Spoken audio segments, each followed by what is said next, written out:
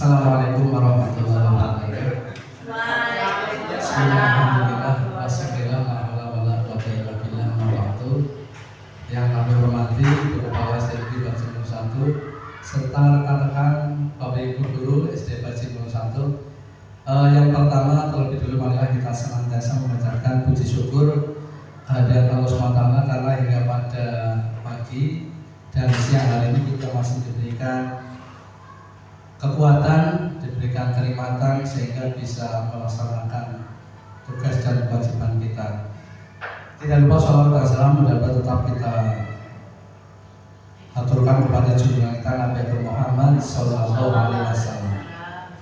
Bapak Ibu yang berbahagia, izinkanlah kami menyampaikan satu paparan atau diseminasi tentang penerapan budaya positif di sekolah. Ya. Bapak Ibu tentu sudah memahami bahwasanya untuk menciptakan satu budaya, terutama budaya positif di sekolah, terkadang kita menemukan satu penerapan yang seperti apa ya, budaya sekolah yang seperti apa yang kita terapkan di sekolah. Kita sudah menerapkan budaya di sekolah dari dulu, akan tetapi mungkin ada perbedaan sedikit tentang bagaimana cara penerapannya. Kalau dulu mungkin ada satu istilah yang namanya peraturan begitu, ya. Untuk kegiatan pada siang kali ini itu tentang diseminasi, tujuannya adalah untuk meningkatkan pengetahuan dan pemahaman tentang budaya positif di sekolah. Kemudian terbentuknya motivasi intrinsik atau motivasi yang berasal dari dalam diri individu siswa.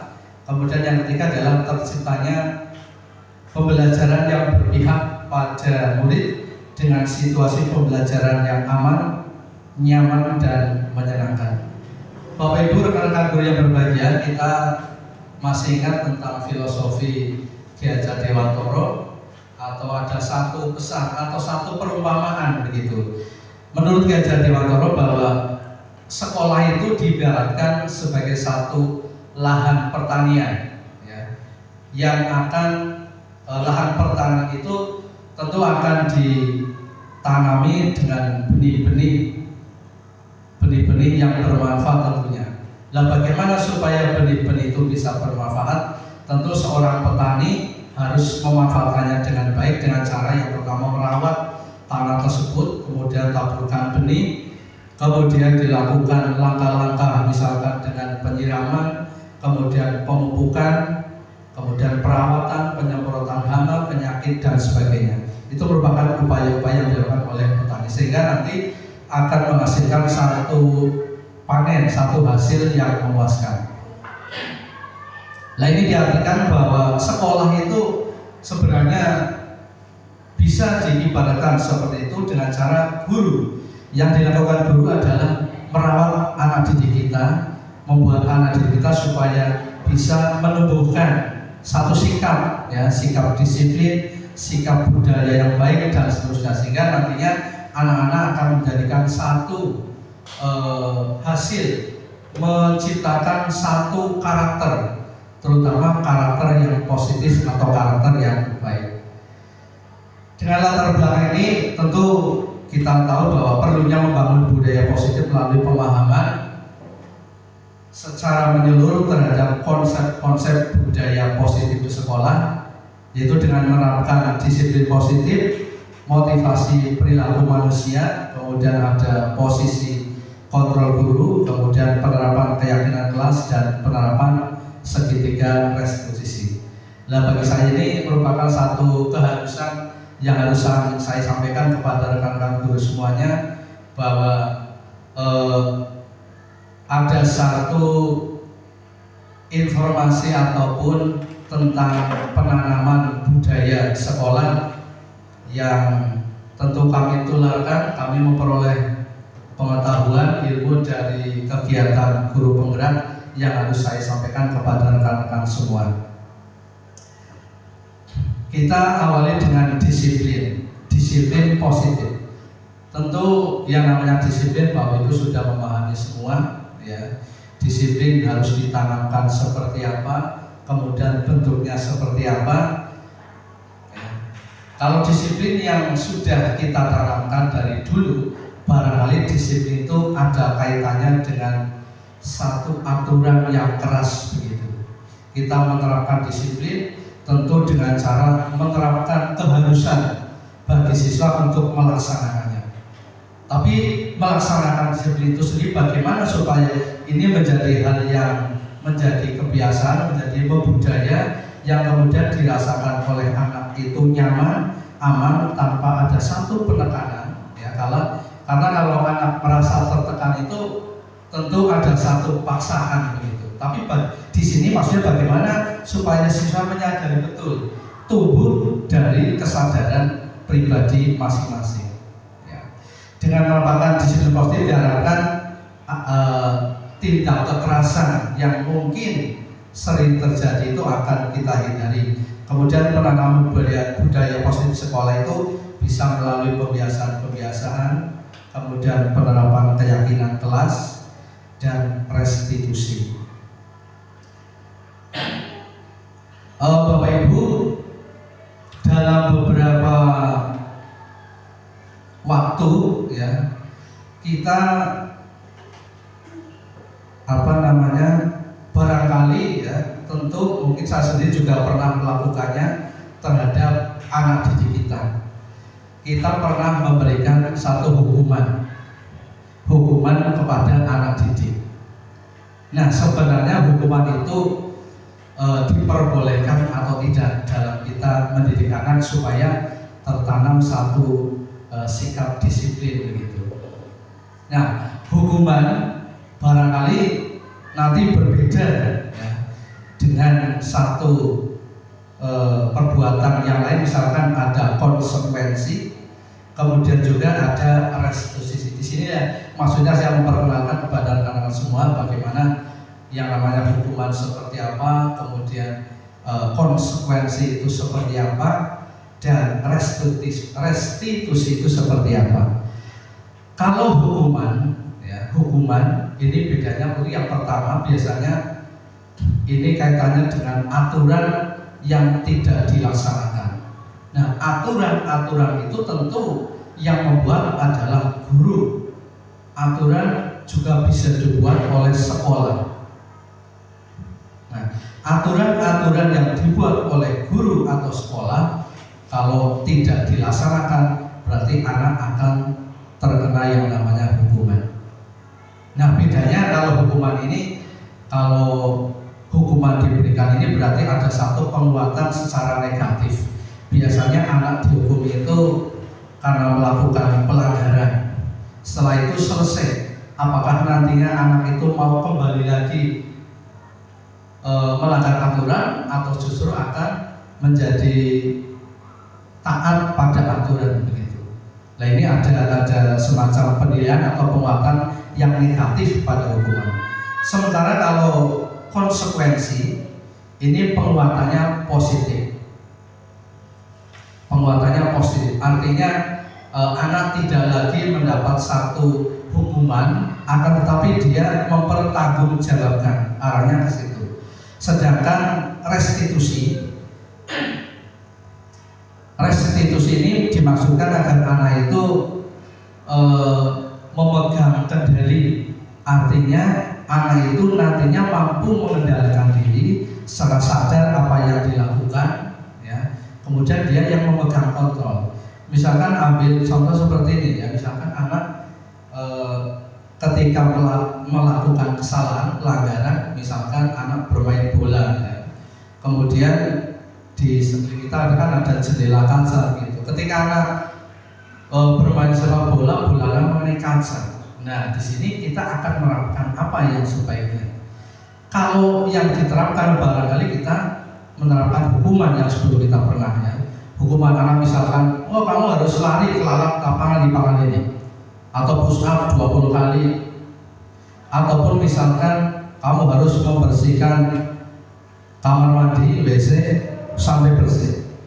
Ini arahnya adalah ke hukuman. Kepada hukuman. Sedangkan kalau konsekuensi, nah konsekuensinya adalah ada satu penguatan positif. Nanti kita akan pelajari bagaimana penerapan segitiga restitusi ya pada tahap akhir nanti. Jadi kalau konsekuensi itu artinya anak mempertanggungjawabkannya tanpa melalui hukuman. Jadi yang penting misalkan kaca pecah ya harus mempertanggungjawabkan bagaimana seharusnya kamu yang lakukan. Kemudian anak diberi penguatan positif, hal yang baik. Tujuannya agar mereka tidak merasa begitu bersalah ya, karena ketika dia bersalah ya kita bela, jangan sampai anak betul-betul merasa bersalah, tapi ada penguatan positif begitu. Kemudian kalau restitusi, nah sebenarnya ada satu tindakan dari siswa itu sendiri supaya dia bisa melakukan kontrol diri. Sebabnya kenapa kamu bisa melakukan seperti ini, kemudian apa yang seharusnya, kenapa kamu bisa melakukan seperti itu, tentu harus ada kita gali dia itu melakukan seperti itu karena apa begitu. Kemudian dilihat dari dampaknya, ini perbedaan antara hukuman, konsekuensi dan restitusi. Kalau hukuman itu dampaknya tentu anak akan ketika melakukan kesalahan kemudian mendapatkan hukuman, anak ada sebagian anak yang merasa rendah diri, kecuali anak-anak yang bandel ini melakukan kesalahan itu mereka biasa-biasa saja, tidak merasa bersalah. Tapi kita ambil contoh anak yang melakukan kesalahan, pasti dampaknya dia pasti merasa bersalah, rendah diri dan sebagainya. Sedangkan konsekuensi, ketika kita memberikan konsekuensi, dia akan kehilangan hak waktu karena harus memperbaiki, harus mengganti dan sebagainya. Sedangkan pada restitusi, dampaknya ini anak juga akan kehilangan waktu karena harus mempertanggungjawabkan, kemudian apa yang harus dilakukan dan seterusnya. Kemudian dilihat dari pembelajaran, kalau hukuman ini akan membuat anak belajar justru menyembunyikan kesalahan. Ya. Ketika anak melakukan kesalahan kemudian dihukum, nanti untuk tahap-tahap berikutnya mungkin dia melakukan kesalahan, dia itu akan menyembunyikan kesalahannya. Karena apa? Karena dia takut dihukum lagi. Wis diomongi, sudah dikasih tahu di kelas tidak boleh main bola lagi, ada kesalahan lagi, dia kemudian pasti akan melakukan satu hal, yaitu menyembunyikan kesalahannya sendiri supaya tidak diketahui oleh orang lain. Nah, pada konsekuensi, ketika menerapkan konsekuensi, maka dia akan berusaha untuk taat peraturan karena sudah berjanji, sudah melakukan melaksanakan konsekuensi, artinya mempertanggungjawabkan, maka dia belajar untuk lebih taat peraturan. Nah, pada restitusi, ketika anak melakukan kesalahan, kemudian kita gali, kita beri pertanyaan dan seterusnya, kita berikan bagaimana cara memecahkannya. Nah, ketika anak sampai pada restitusi, diharapkan anak itu mampu memecahkan masalahnya sendiri. Bagaimana supaya tidak terjadi kesalahan di dalam kelas, bagaimana supaya tidak terjadi pelanggaran, misalkan memecahkan kaca, memecahkan lemari, pot dan sebagainya. Anak tentu belajar dari awal akan memecahkan sendiri supaya tidak terjadi demikian. Nah, itu gambaran kita bagaimana tentang hukuman, kemudian konsekuensi dan restitusi. Bapak Ibu rekan-rekan yang berbahagia, seperti tadi yang saya sampaikan, di sekolah itu ada aturan, juga ada keyakinan kelas. Sekarang kita mengubah paradigma baru dengan istilah keyakinan kelas, karena kita sedang mengenalkan. Bapak Ibu yang berbahagia, kenapa kok kita tidak menerapkan peraturan saja? Kenapa Bapak Ibu? Mungkin ada yang memberikan satu pendapat. Dari dulu kita sudah menerapkan peraturan, Pak. Ada aturan kelas, ada aturan sekolah. Itu tujuannya supaya anak patuh, sama saja. Supaya anak taat pada peraturan. Tetapi kali ini saya perkenalkan dengan istilah keyakinan kelas. Kenapa mengambil istilah keyakinan, bukan peraturan? Begini, jadi keyakinan itu berasal dari kata yakin, gitu ya. Dalam agama juga kita tahu bahwa agama itu adalah sesuatu yang kita yakini. Kalau sesuatu yang kita yakini, tentu akan menjadi tanggung jawab kita untuk melaksanakannya. Sehingga keyakinan tersebut kita terapkan dalam kehidupan kita di kelas, dalam pembelajaran di kelas ataupun di sekolah. Jadi maksudnya ini bukan hanya sekedar peraturan yang sudah dibaca oleh siswa, kemudian sudah hafal, sudah, tanpa ditaati, tanpa dipatuhi. Kenapa? Karena itu hanya sebuah peraturan saja. Anak-anak mengambil itulah sudah dibaca, sudah. Anak seringkali kita temukan melakukan kegiatan yang justru melanggar aturan-aturan yang disepakati. Yang disepakati itu adalah aturan yang dibuat oleh sekolah. Kadang guru, dulu saya juga begitu. Ketika di dalam kelas, saya membuat aturan kelas, ya saya sendiri yang membuat begitu. Ya. Dari dulu di sekolah juga ya ada peraturan sekolah yang membuat siapa? Sekolah. Nah, kita mencoba untuk menerapkan keyakinan kelas ataupun keyakinan sekolah dengan tujuan bahwa keyakinan tersebut memang benar-benar diyakini. Ketika suatu keyakinan diyakini, pasti nanti ada imbasnya, yaitu melaksanakannya dengan tanggung jawab. Kita tahu kita yakin terhadap Islam, maka kita akan bertanggung jawab, kita akan konsekuen apa yang harus kita lakukan. Tentu kita melaksanakan ajaran-ajaran tersebut secara yakin, mantap, kemudian bentuknya dalam amalan-amalan kita dalam kehidupan sehari-hari. Bapak Ibu rekan-rekan guru yang berbahagia, ketika kita menerapkan keyakinan kelas, bagaimana sih caranya? Ya. Keyakinan kelas ini merupakan satu kebijakan atau prinsip-prinsip yang secara universal, secara umum kita sepakati bersama. Ya. Disepakati bersama, tentu di luar itu adalah di luar ada unsur syarat dan sebagainya. Bagaimana cara menerapkan keyakinan kelas? Jadi keyakinan kelas ini dibuat bersama-sama, merupakan kolaborasi antara siswa dengan guru atau mungkin siswa dengan sekolah. Kalau kita sebagai guru, karena kita adalah guru kelas berarti tinggalnya di dalam kelas bersama siswa, bersama warga sekolah.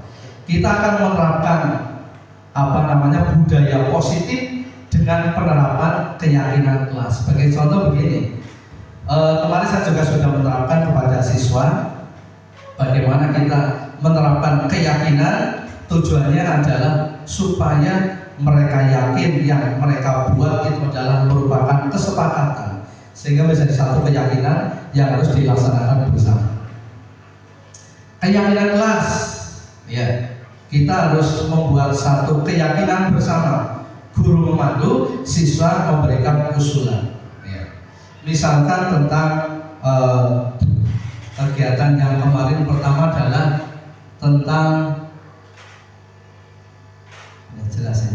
tentang petugas piket begitu. Nah, petugas piket sekolah ini jangan semata-mata guru yang menerapkan aturan, jangan sekolah yang menerapkan aturan, tapi kita kolaborasi dengan siswa. Bagaimana baiknya kita menerapkan aturan piket dalam kelas. Misalkan anak-anak berangkat pukul berapa nih kalau kalian berangkat? Karena jam 7 kalian sudah harus berada di dalam kelas. Bagaimana kesepakatan kalian sehingga ini nanti bisa diyakini bersama, supaya kamu yang membuat peraturan, kamu sendiri yang akan melaksanakan konsekuensi atau tanggung jawab tersebut. Bukan Pak Guru yang membuat, tapi kalian yang membuat, harus disepakati, harus dilaksanakan. Anak-anak kemudian ada yang usul jam 6:30 Pak, jam 7 kurang seperempat Pak, dan seterusnya. Kemarin saya sudah mencoba dengan anak tentang piket itu bagaimana. Nah, sementara anak ada yang mengusulkan piket jam 7 kurang 20 menit misalkan seperti itu. Nah, ini artinya kita menerapkan keyakinan kepada mereka, tujuannya supaya mereka benar-benar menyadari dari dalam diri, ya, karena tadi ada motivasi intrinsik. Artinya motivasi ini benar-benar diawali atau berangkat dari dalam diri individu, bukan berasal dari luar, bukan peraturan dari luar yang menakut-nakuti ketika anak melanggar kemudian kita hukum dan seterusnya. Tapi tujuannya adalah anak supaya benar-benar yakin bahwa dia atau mereka yang membuat, kemudian mereka sendiri yang harus melaksanakannya.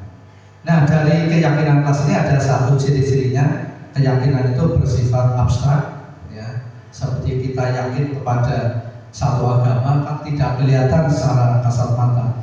Yakin atau tidak kita tidak bisa melihat. Misalkan Bu Iin yakin agama Islam, kalau belum kenal kan tidak tahu dia itu yakin keyakinannya apa. Itu abstrak artinya. Kemudian keyakinan kelas itu merupakan pernyataan universal secara umum kemanusiaan. Ya. Kemanusiaan itu artinya ya berlaku bagi seluruhnya, tidak memihak itu apa hanya untuk laki-laki saja atau untuk perempuan saja atau untuk karakter perempuan atau laki-laki saja, tidak. Jadi berusaha. Kemudian selanjutnya dalam bentuk positif. Nah, kita mengambil satu keyakinan dalam bentuk kalimat yang positif, ya. Yang positif artinya sebagai contohnya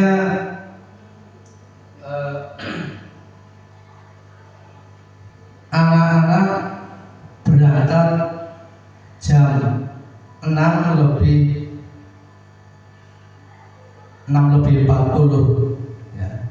Kata positifnya adalah tadi berangkat tepat waktu. Ini adalah contoh kalimat yang positif. Kalau negatif biasanya apa? Anak-anak dilarang. Nah, itu kata dilarang itu adalah kalimat negatif. Iya. Anak-anak dilarang atau anak-anak tidak boleh. Nah, itu adalah contoh kalimat negatif. Tapi sudah paham semuanya ya. Jadi kita berangkat dengan kata yang positif, tujuannya memberikan satu pemikiran yang positif juga. Jadi bukan satu larangan, bukan satu ketidakpastian. Tapi anak-anak berangkat tepat pukul 6:40 bagi yang melaksanakan piket seperti itu. Jadi bukan anak-anak tidak boleh berangkat lebih dari pukul 7. Nah, ini contoh kalimat yang negatif.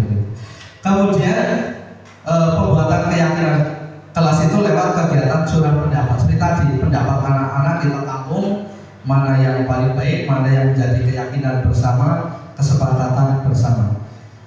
Kemudian ini juga merupakan kontribusi seluruh warga kelas. Jadi ketika membuat keyakinan kelas, berarti ini ada satu kontribusi kolaborasi antara siswa dengan guru. Tujuannya supaya benar-benar diyakini bersama dan ditaati bersama. Kemudian kita akan mengenalkan juga yang namanya bentuk motivasi perilaku manusia. Saya yakin setiap manusia itu melakukan satu kegiatan, ada motivasinya, ada tujuannya masing-masing. Begitu juga pada anak.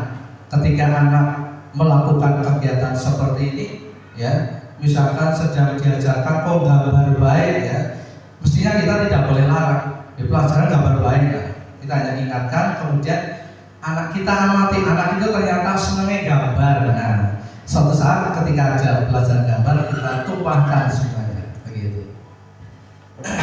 Kemudian tujuannya apa sih anak-anak itu? Motifnya apa? Begitu juga ketika anak melakukan kesalahan, kita harus tahu, kita harus tanyakan apa sih tujuannya kamu melakukan seperti ini, seperti itu. Itu nanti dalam pembelajaran restitusi. Jadi kebutuhan dasar itu ada 5. Yang pertama adalah bertahan hidup. Maksudnya apa ini kebutuhan bertahan hidup bagi anak? Ya, anak tentu secara fisik itu membutuhkan kebutuhan utama, misalkan makan, kemudian kegiatan yang lain itu adalah untuk kegiatan bertahan hidup. Jadi ketika anak melakukan kesalahan, tujuannya untuk makan begitu. Anak itu mencuri uang di kelas. Kasihan kalau kita hukum sementara kita belum tahu asal muasalnya, dari rumah belum sarapan, ibunya tidak ada, saudaranya tidak ada yang memasak. Apakah pantas guru memberikan hukuman seperti itu? Ya, misalkan mencuri uang kemudian kita hukum tanpa kita tahu penyebabnya, itu kita harus seperti itu. Itu adalah anak kebutuhan makan. Padahal kalau dalam hukum itu kita akan tahu bahwa ada satu kejadian ya di kasus-kasus hukum kriminal, ketika ada seorang anak mencuri, kemudian ditanya kenapa mencuri, ibu saya sedang sakit tidak ada yang merawat. Ini menjadikan satu keberadaan kita bersama bahwa anak boleh mencuri karena terpaksa. Dalam agama juga gitu ya, begini ya. Ketika satu keterpaksaan itu kita boleh, hukumnya boleh. Ya. Ketika kita di jalan lapar sekali, kalau tidak makan kita sakit, pingsan, kita mencuri buah, tidak apa-apa, agama boleh. Yang penting itu benar-benar. Nah, itu artinya kebutuhan dasar anak itu harus kita perhatikan. Kemudian kasih sayang dan rasa diterima. Seorang anak melakukan kesalahan tentu barangkali di rumah karena apa? Karena kekurangan kasih sayang. Dia butuh perhatian, dia butuh kasih sayang. Kasihan kalau misalkan kita tahu melakukan salah, tiba-tiba kita hukum, ya. Itulah, maka kita harus mengetahui kebutuhan yang mendasar bagi anak itu adalah kasih sayang. Mungkin kurang kasih sayang di rumah. Nah, kita sebagai guru wajib memperhatikan, memberikan kasih sayang. Tujuannya supaya mereka itu motivasinya tumbuh dari dalam diri. Kemudian rasa kebebasan. Nah, anak ingin merasa kebebasan, ya. Barangkali jenuh dengan belajar di rumah, jenuh dengan belajar di sekolah. Ketika kita tanya ternyata anak kepengen bebas Pak Bu, kepengen pelajaran baik, coba pelajaran liarnya Pak Bu. Nah, saya pernah memberikan satu pembelajaran karena saya kebetulan kelas 6 memberikan pembelajaran. Kalau anak jenuh, kepengennya apa? Gambar, silakan gambar dulu, silakan, nggak apa-apa. Soalnya kita berikan kebebasan seperti itu. Tujuannya kita memenuhi kebutuhan anak. Kemudian kebutuhan yang berikutnya adalah kesenangan. Gimana? Iya, kesenangan bahasa Inggris fun. Ya. Anak-anak tentu butuh kebutuhan dasar yang berikutnya adalah kesenangan. Ternyata anak melakukan ini karena kesenangannya dia seperti itu, begitu ya. Jadi dalam pembelajaran ini menggambarkan kita itu memberikan satu pembelajaran paradigma baru. Jadi guru itu harus tahu kebutuhan anak itu apa saja ketika di dalam kelas. Jangan semata-mata kita guru marah, ya kita kadang hilang kesabaran ya Pak Bu. Saya juga ya hilang kesabaran, marah tanpa tahu alasannya apa gitu. Itu guru yang manusia, guru juga manusia. Tapi kita belajar memahami kebutuhan dasarnya anak itu apa. Anak pengen senang-senang ya. Ketika pelajaran kosong, anak ditanya pasti senang ya, karena anak-anak itu tipenya tipe pengen senang-senang. Guru pun demikian, kalau pelajaran kosong ya senang saya ya. Guru juga pernah sekolah begitu ya. Kemudian kebutuhan selanjutnya adalah penguasaan atau power. Maksudnya adalah anak itu suatu saat ingin menampilkan sesuatu yang dihargai lah begitu. Anak punya keahlian, punya bakat. Ketika bakatnya disalurkan, ikut lomba, juara. Nah, ketika dia menjadi juara, kita tentu harus memberikan satu penghargaan, memberikan satu motivasi ya. Dan sekalipun misalkan anak ikut lomba tidak mendapat juara, ya kita hargailah upaya mereka. Guru juga sudah capek melatih mereka, anak juga sudah berusaha semaksimal mungkin saya kira. Tetapi ketika tidak mendapatkan hasil yang memuaskan kita, ya kita tetap memberikan penghargaan begitu. Ini maksudnya memberikan penguasaan kepada mereka, ya. Memberikan satu penghargaan bagaimana si anak ketika melakukan sesuatu, dia itu pasti karena ingin dihargai, ingin dipuji, ingin mendapatkan perhatian dari gurunya begitu. Nah, Bapak Ibu yang berbahagia, selanjutnya akan saya perkenalkan mengenai posisi kontrol. Ya. Ada 5 posisi kontrol guru begitu. Mungkin ada yang sudah paham, ada yang mungkin belum, dan mungkin sudah sedikit pernah mendengar dan sebagainya. Tidak ada salahnya saya mengulang kembali tentang posisi kontrol guru terhadap siswa. Ada beberapa tipe guru ya ketika pembelajaran dalam kelas. Yang pertama tipe penghukum. Nah ini mungkin ini paradigma lama ya, begitu kita tahu, kita sebagai guru ketika ada anak yang melakukan kesalahan maka siswa itu kemudian kita beri hukuman, mungkin berupa hukuman fisik ataupun hukuman verbal atau dengan kata-kata begitu. Kita tanpa menyadari atau mungkin kita kehilangan kesabaran kita ya, karena kita sebagai manusia yang memiliki rasa marah, rasa tidak senang dan sebagainya adalah satu hal yang manusiawi. Tetapi tipe penghukum ini tentu tidak diharapkan bagi kita ya. Tipe penghukum misalkan anak melakukan kesalahan kemudian jangan apa kamu melakukan apa itu, ini kan sedang belajar, sini kamu maju pusat 5 kali, itu adalah tipe penghukum begitu. Atau keliling lapangan dan seterusnya. Kemudian yang kedua ada posisi guru pembuat rasa bersalah. Guru melakukan tindakan mengakibatkan siswa itu merasa bersalah mungkin dalam jangka waktu yang cukup lama. Jadi guru menciptakan keheningan untuk murid sehingga murid tidak nyaman, merasa bersalah atau rendah diri. Misalkan, hai kamu tolong, kamu kok gitu sih? Ini kan sudah Pak Guru ajarin dari kemarin, masa kamu melakukan ini lagi? Cobalah apa yang kamu lakukan ini salah atau tidak? Nah, ini contoh tipe guru yang membuat anak itu merasa bersalah. Mungkin dalam jangka waktu yang relatif berbeda antara anak satu dengan anak yang lain.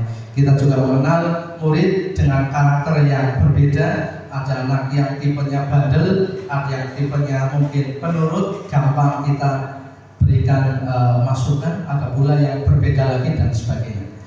Kemudian posisi guru yang berikutnya adalah sebagai teman. Nah ini pada posisi ini guru tidak melakukan satu kegiatan yang menyakiti siswa, membuat sakit hati siswa, tidak, karena siswa itu kita anggap sebagai teman ya. Misalkan dengan kata ayolah teman, ayolah anak, nanti Pak Guru bantu ya, seperti kalau kamu sudah seperti itu Pak Guru bantu seperti ini, atau mungkin sebaliknya, tolong Pak Guru bantu nak ya, seperti ini, tolong bantu Pak Guru nak. Jadi kita menganggap murid kita adalah teman. Tentu ada positif, ada negatifnya. Kadang-kadang kalau anak kita anggap sebagai teman, suatu saat mereka akan menagih. Nah Pak Guru katanya Pak Guru mau bantu saya, nanti kalau saya tidak bantu saya tidak bisa Pak Guru. Nah kadang-kadang anak-anak itu menagih. Anak-anak cenderung tidak akan bersifat mandiri begitu. Kalau terlalu kita dekat kepada anak sebagai teman, suatu saat akan menagih, dan ini menjadi satu motivasi yang kurang baik karena akan selalu nagih dan mereka menganggap gurunya pun sebagai teman begitu. Kemudian yang keempat, posisi pemantau. Nah, pemantau berarti guru ini bertindak mengawasi ya, mengawasi kepada anak-anak. Misalkan anak-anak ketika melakukan pelanggaran, coba kamu sini, kamu melakukan apa itu? Lihat tidak ada keyakinan kelas, ada aturan sekolah, sudah baca, sudah apa yang kamu lakukan? Ini berarti kita mengawasi. Ketika keluar kelas kita awasi, kita panggil, kamu sedang apa nih? Kamu lupa dengan aturan ini. Nah, itu contoh-contoh bahwa tipe guru yang memantau, memberikan satu pengawasan khusus. Selanjutnya kelima adalah manajer. Nah, tipe guru yang kelima adalah menjadi manajer. Tentu manajer pembelajaran dalam kelas. Posisi guru ini melakukan sesuatu bersama dengan siswa, mempersilahkan murid untuk melakukan tanggung jawab, kemudian mendukung murid agar menyelesaikan permasalahan dengan solusi yang terbaik. Kita menginginkan murid itu menjadi murid kita ingin menjadi manusia yang merdeka, kemudian mandiri dan bertanggung jawab. Maka kita perlu mengacu pada restitusi atau menjadikan murid kita menjadi manajer bagi dirinya sendiri. Ketika guru menjadi manajer, maka harapannya siswa itu pun bisa menyelesaikan permasalahannya sendiri begitu, tanpa ketergantungan kepada orang lain. Jadi ketika siswa melakukan atau murid melakukan kesalahan, kita panggil ya, apa sih penyebabnya, kemudian kita gali dan sebagainya, supaya mereka itu mampu memperbaiki kesalahannya sendiri. Nanti saya juga telah melakukan praktek penanganan kasus segitiga restitusi dengan posisi sebagai manajer nanti. Nah, berikutnya kita kenalkan tentang penerapan segitiga restitusi. Segitiga restitusi itu merupakan satu kondisi untuk menciptakan murid memperbaiki kesalahan mereka sendiri, sehingga mereka itu akan kembali ke kelompoknya mereka sendiri dengan perubahan karakter yang lebih baik. Langkah-langkahnya adalah, nah, ketika kita memanggil anak, ya, ketika anak melakukan kesalahan, mereka kita panggil, kita ajak diskusi. Yang pertama kita stabilkan dulu identitasnya. Maksudnya apa? Ketika anak melakukan kesalahan, nah, kita stabilkan supaya mereka posisinya stabil, mereka jangan takut, jangan panik. Apa sih yang terjadi gitu? Bahwa misalkan mereka melakukan kesalahan, kita stabilkan bahwa kesalahan itu adalah wajar dilakukan oleh semua manusia, oleh seluruh manusia di muka bumi ini. Tidak ada seseorang yang tidak melakukan kesalahan, kan begitu ya. Kita stabilkan dulu. Itu namanya menstabilkan identitas. Kemudian langkah yang kedua adalah validasi tindakan yang salah. Maksudnya begini, ketika anak sudah melakukan kesalahan, kita ajak diskusi. Kamu melakukan ini, tentu ada maksudnya apa coba? Nah, kita gali tujuannya apa? Bahwa setiap anak seperti tadi kebutuhannya berbeda, ada 5 kebutuhan dasar. Kemudian ketika kita tanya, kamu melakukan hal ini tentu ada tujuannya. Tujuannya apa? Ketika bermain-main di kelas, ketika anak sering ke belakang, ketika anak bermain sepak bola, ya, kemudian mencahkan kaca dan sebagainya. Kita gali apa sih tujuanmu melakukan kesalahan ini, sehingga mereka akan mengungkapkan apa tujuannya dan seterusnya. Kemudian yang ketiga, langkah ketiga adalah menanyakan keyakinan. Ketika anak melakukan kesalahan, ya, tentu kita ingatkan, kamu melakukan seperti ini. Coba apa yang belum kamu terapkan dalam kelas. Ketika kemarin kamu dengan Pak Guru membuat satu keyakinan, membuat kesepakatan, kolaborasi, tentu ada hal yang membuat kamu belum sampai di sana. Apa itu? Nah, kita tanya supaya apa? Supaya apa yang dilakukan anak tahu, ya, tahu bahwa pelanggaran yang dilakukan adalah ini, ya, melanggar keyakinan kelas. Mungkin tidak jujur, atau mungkin dia karena memiliki kejenuhan, Pak Guru saya bosan dan sebagainya. Jadi menanyakan keyakinan pelanggarannya apa. Baru setelah itu kita mencoba untuk bagaimana seharusnya kamu melakukan. Jadi kita tanya tujuannya, kemudian anak disuruh menyelesaikan permasalahan sendiri dengan ide, dengan perbuatan apa yang seharusnya dia lakukan. Nah, ini saya juga akan mengenalkan. Nah, ini silakan.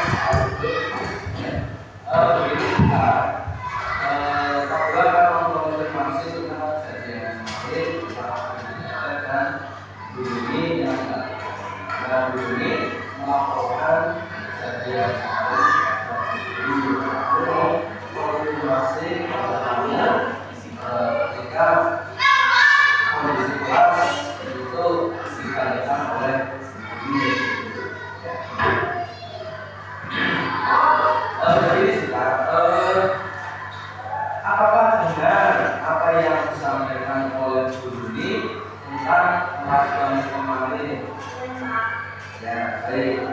menurutmu kejadian pertama itu merupakan bentuk kesalahan dari melanggar kesepakatan atau tidak?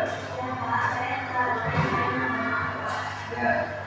Nah, jadi Pak Guru memahami apa yang memasalahkan bahwa melakukan kesalahan itu semua adalah manusiawi, artinya semua masalah ini menstabilkan identitas. Yang penting kamu sadar dan bersedia untuk tidak mengulangi lagi. Ya. Nah, Pak Guru juga ingin membantu kamu menyelesaikan masalah ini. Nah, setelah ini Pak Guru ingin tahu apa yang kamu lakukan pasti ada sebabnya. Sebabnya apa? Ya, baik. Jadi apa yang kamu lakukan ini bersenang-senang itu sebenarnya justru akan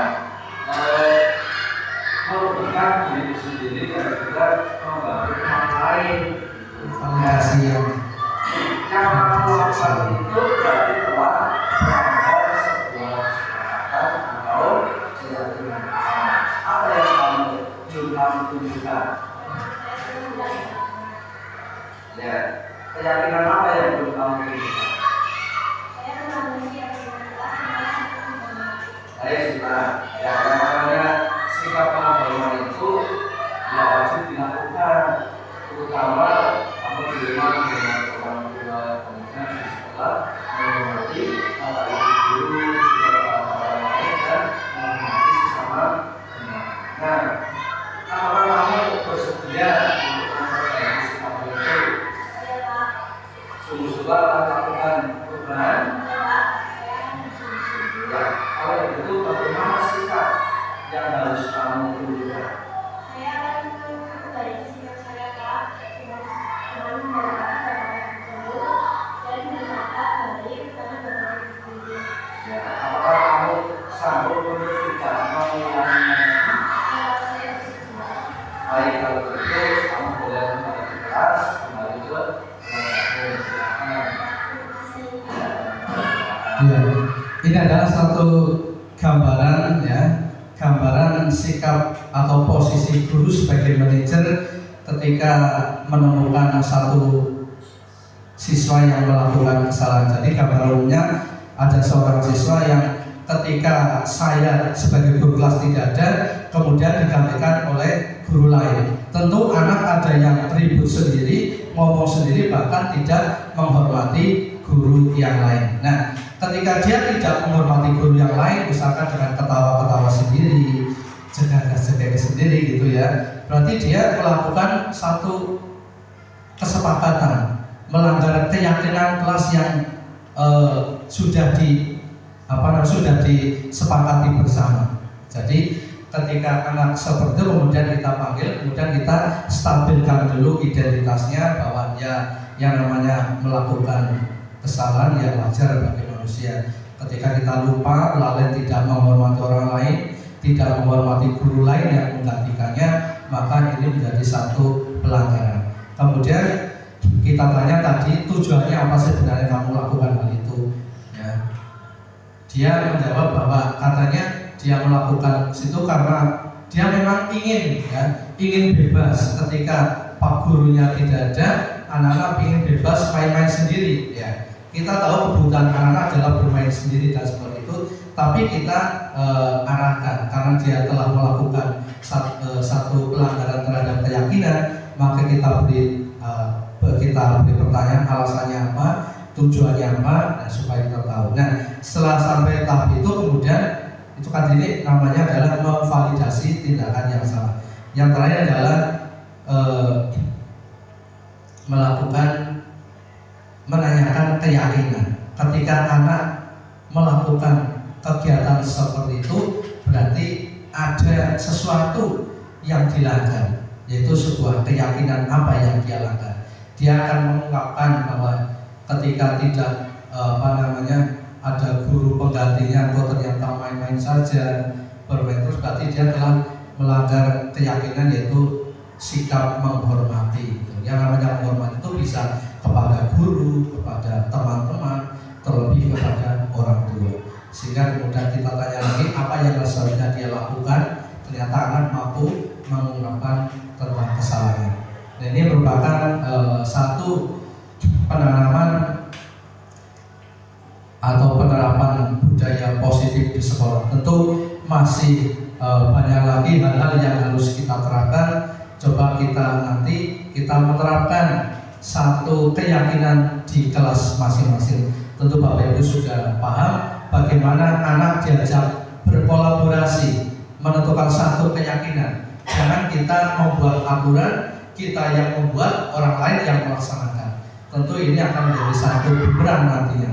Karena hanya guru yang membuat, anak-anak tidak merasa tidak yakin, merasa tidak sepakat dengan aturan tersebut, maka kemudian dia akan menjadi bumerang. Maka alangkah baiknya ketika kelas kita buat satu keyakinan, apalagi kelas tinggi yang bisa kita ajak berdiskusi, ya coba kita membuat keyakinan kelas bersama dari mulai beberapa aturan yang dulu, ya caranya kalau kita membuat aturan itu ya jangan terlalu banyak supaya anak tidak terlalu repot memahami begitu ya. Misalkan berkisar kurang lebih 7 atau 8 keyakinan kelas, tetapi sifatnya universal, umum, bisa dilaksanakan oleh siapa saja ya.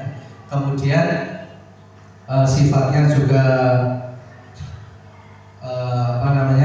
memberikan satu hal yang nilainya positif. Tentu kita bisa membuat kalimat-kalimat positifnya seperti apa ya. Ya barangkali seperti itu Bapak Ibu. Coba saya akan mencoba bermain sebentar ya. Coba semuanya berdiri. Kita akan bersenang-senang gitu, bernyanyi. Bernyanyi. Tentu nyanyiannya ini enak ya. Ada sedikit goyangannya gitu. Ya supaya kita relate ya. Kita tahu nyanyian anak kecil ya yang dari dulu. Yang tambah-tambah 1 ditambah 1 sama dengan 2 ya.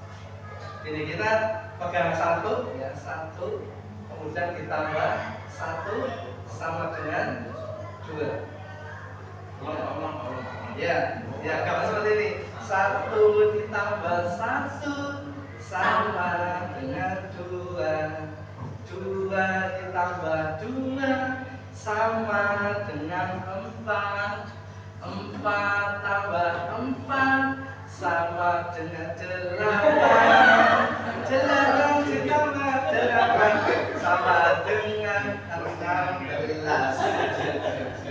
Ya sedikit goyang ya. Ya coba. Ya dipikir meja nggak apa-apa. Untuk relaksasi aja ya supaya kita sama dan terakhir kan. Ya lagunya paham ya. Yuk kita bareng. Siap mulai. 1 ditambah 1 sama dengan 2.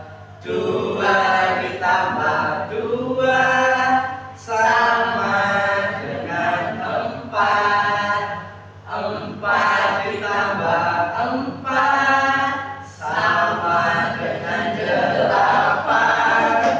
8 ditambah 8 sama dengan 16. Tepuk tangan. Baik. Ya, terima kasih. Saya telah memberikan satu gambaran.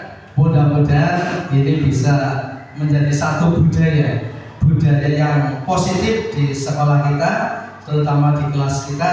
Bagaimana ini menjadi satu kebutuhan ya. Kita tahu sebagai guru posisinya di mana ketika dalam pembelajaran, ketika menangani kasus-kasus dan seterusnya. Dan mudah-mudahan ini bisa dipahami oleh kita bersama. Mudah-mudahan sekolah kita juga menerapkan budaya yang positif, budaya yang baik, sehingga keyakinan-keyakinan akan kita baik, sehingga sekolah kita akan menjadi sekolah yang baik, sekolah unggulan ya, karena menerapkan budaya-budaya positif sehingga terbentuk karakter-karakter yang lebih kuat. Kurang lebihnya mohon maaf. Sekian. Assalamualaikum warahmatullahi wabarakatuh.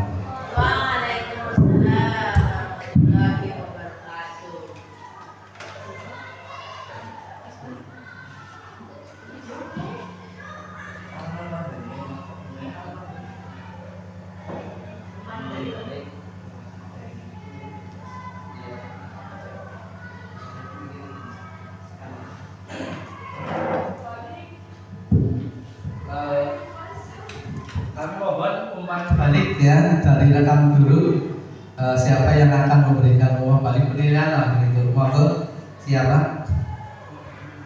Bu ini atau Pak? Iya, terima kasih atas waktunya.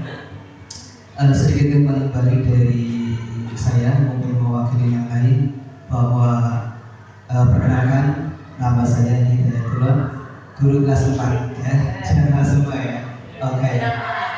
Terima kasih kepada Bapak Yatin Supriyanto selaku CGP Angkatan 9 dari SMP Bejimbo 01 Kabupaten Cilacap ya. Umpan balik yang kami berikan adalah kami sangat berterima kasih sekali kepada Bapak Yatin Supriyanto karena pada hari ini kita diperkenalkan materi budaya positif, di mana di materi budaya positif tadi kita sudah dijelaskan bagaimana membuat sebuah keyakinan kelas ya, yang tentunya peraturan keyakinan itu berbeda. Kemudian bagaimana kita menghadapi sebuah kasus dengan cara segitiga restitusi yang tadi disampaikan bahwa seorang guru harus berada di posisi manajer seperti itu, sehingga pembelajaran berpihak pada murid bisa terlaksana dengan baik. Selanjutnya dari apa yang diberikan tadi, kami merasa tercerahkan, kami merasa menjadi mengetahui bahwa seperti tadi yang disampaikan bahwa manusia itu adalah benih-benih yang kebudayaan ya, sesuai dengan filosofi Ki Hajar Dewantara bahwa manusia memang tidak bisa berubah. Misalnya benih itu tidak bisa dari padi, tidak bisa diubah menjadi jagung atau sebaliknya. Begitu juga manusia, tapi kita hanya bisa memperbaiki lakunya saja. Oke, mungkin hanya itu saja yang kami sampaikan. Intinya kami terima kasih sekali Pak Yatin sudah memberikan materi dan berbagi kepada kami. Sukses selalu untuk Pak Yatin di CGP Angkatan 9. Terima kasih. Terima kasih. Wassalamualaikum warahmatullahi wabarakatuh. Terima kasih rekan guru Bapak Hidayatullah SPD yang memberikan umpan balik. Mudah-mudahan ini menjadi pembelajaran bagi kita semua bahwa apa yang disampaikan tadi menjadi satu motivasi bagi seorang guru untuk bisa melakukan posisi sebagai manajer, baik manajer di kelas ataupun manajer bagi dirinya sendiri. Terima kasih, itu saja.